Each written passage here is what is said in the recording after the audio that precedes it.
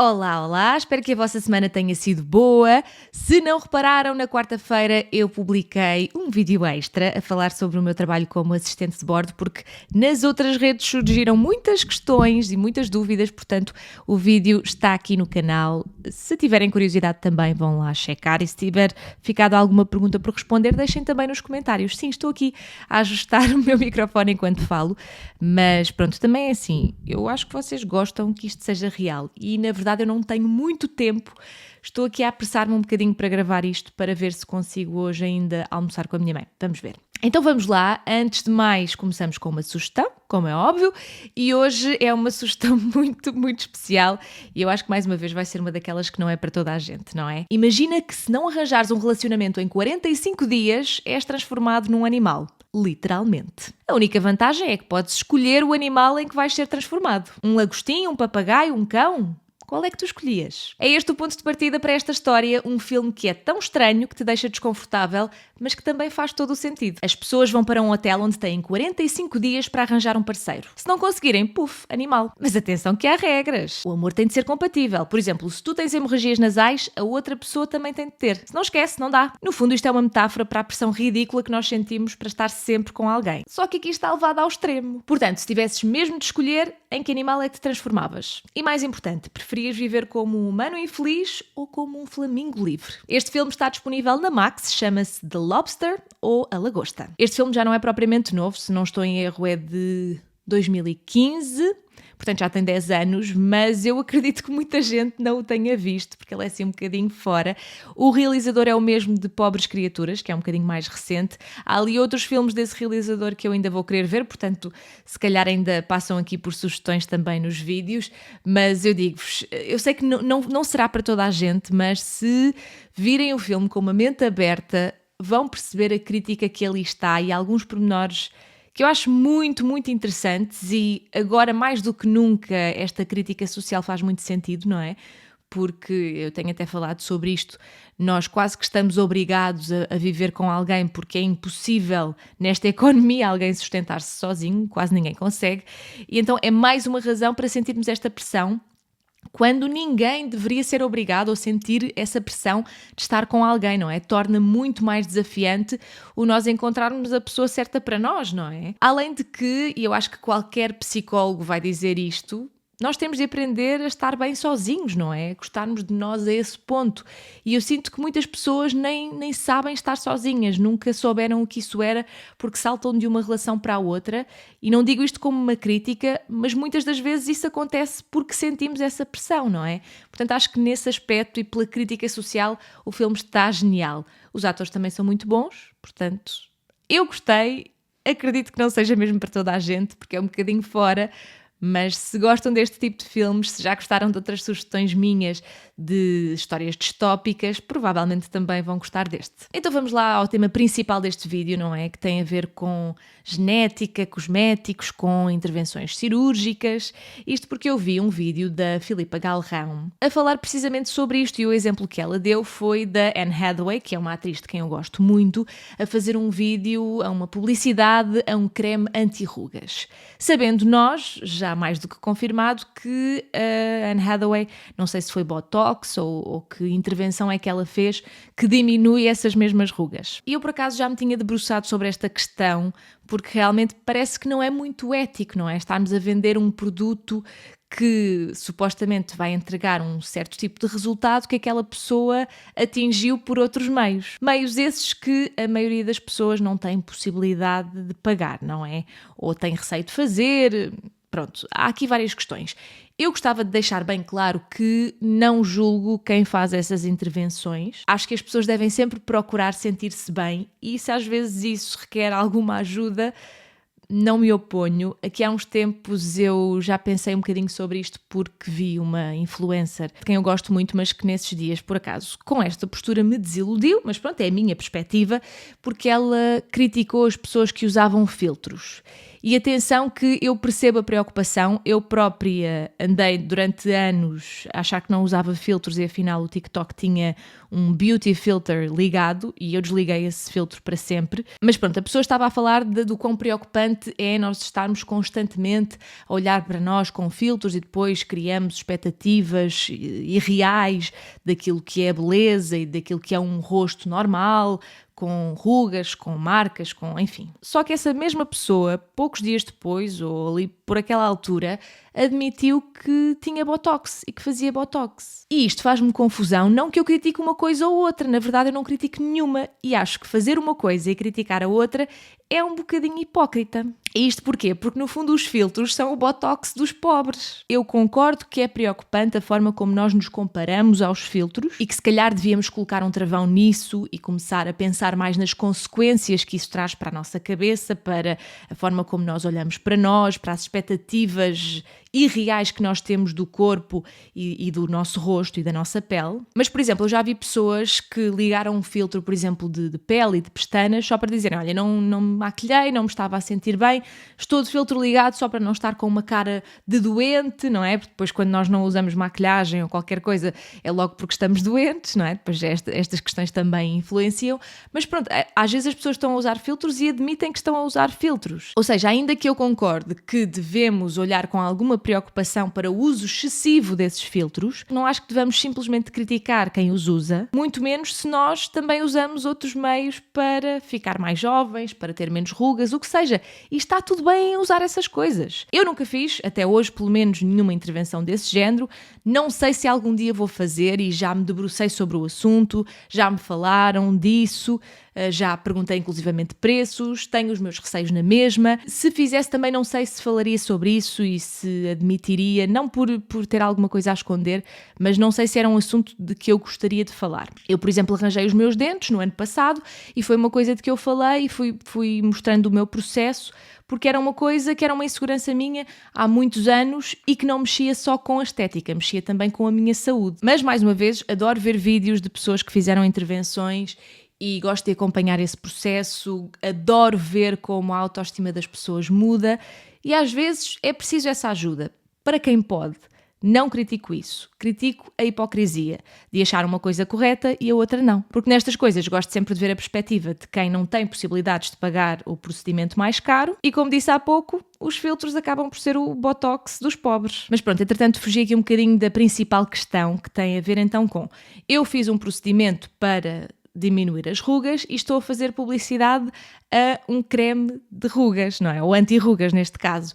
E de facto isto levanta aqui muitas questões éticas e a minha resposta logo ao vídeo da Filipa foi mesmo não, de facto não faz muito sentido porque dá aqui uma sensação um bocadinho enganadora, sobretudo para quem sabe que ela fez esses procedimentos. Não significa que de facto o creme não tenha alguns benefícios a esse nível, mas deixa-nos aqui um bocadinho na dúvida. Só que depois, a refletir sobre isto, ainda pensei um bocadinho de forma mais profunda, porque de facto eu sigo algumas pessoas que falam de cosmética e que percebem muito mais deste assunto do que eu e que falam muitas vezes de uma coisa que é importantíssima, que é a genética. Há pessoas que têm peles com menos rugas, com menos manchas, que têm um aspecto mais jovem por natureza. Não é porque usam cremes, não é porque puseram botox, não é porque bebem mais água, é porque têm essa genética, uma genética abençoada, como se costuma dizer. Então depois comecei a perguntar-me, será que pessoas que têm uma boa genética e simplesmente não têm rugas ou têm poucas rugas porque sim, também devem fazer essas publicidades a cremes anti-rugas? Isto levanta mesmo muitas questões, não é? E eu confesso que depois de refletir muito, não tenho uma resposta concreta. Mas que estas coisas me preocupam, preocupam. Lembro-me há uns anos, inclusivamente, de haver muita polémica sobre uma revista, eu acho que era uma revista assim de desporto feminino ou bem-estar feminino, que convidou uma série de influencers para fazer uma campanha de aceitação do corpo, de nós nos amarmos como somos, com as nossas estrias, com a nossa barriga, enfim. E na altura essa campanha foi muito criticada porque, apesar desta ser a mensagem, todas as pessoas que deram cara a essa campanha eram pessoas com corpos padrão, dentro da perfeição padrão, muitas delas porque tinham feito intervenções estéticas e tudo mais. Ou seja, a meu ver, a mensagem falhou um bocadinho, não é? Provavelmente poderia haver pessoas com corpo padrão nessa campanha, mas também deveriam ter equilibrado com pessoas que saem desse padrão, que são lindas na mesma. Mas quando eu falo destas coisas é porque de facto existe um ideal de beleza padrão que para a maioria das pessoas é inatingível, mas ele existe. Não significa que, na minha opinião, essas pessoas sejam mais bonitas do que outras, mas eu tenho consciência desse padrão e de que, por exemplo, eu não estou nesse padrão. Portanto, e já que eu não consegui responder a esta dúvida, digam-me vocês. O que é que vocês acham disto? Anne Hathaway, que já pôs Botox ou outras ou fillers, eu não sei exatamente para que cada coisa serve, não é?